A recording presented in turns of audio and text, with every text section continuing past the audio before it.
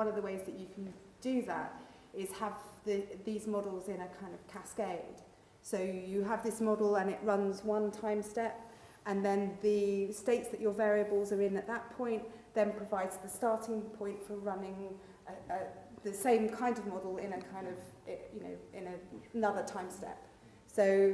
it's not as elegant as some other models might do it, but it is possible to do that so that you can incorporate a number of time steps, and that the first time step then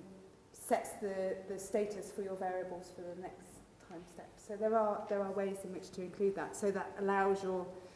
feedbacks to come in, potentially. So one thing I'm personally, still wondering is that if we do this exercise, for instance, in workshop 3 with the stakeholders, that some stakeholder groups might end up with different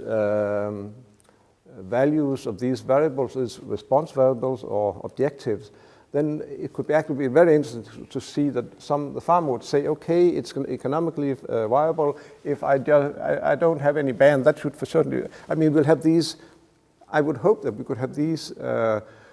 conflicts popping up without addressing it on beforehand. Mm. But I need to learn much more about these things. And there are ways in which if you run it with stakeholders and the stakeholders can't agree on relationships, then you can leave the alternatives in, so that if you've got different stakeholders who think things will operate in one way and other stakeholders who think it will operate in another way, then you leave those two alternatives in, and then you can see if we make this intervention according to these stakeholders, this will happen, and according to these stakeholders, something else will happen with these types of probabilities. So you can kind of incorporate that kind of conflict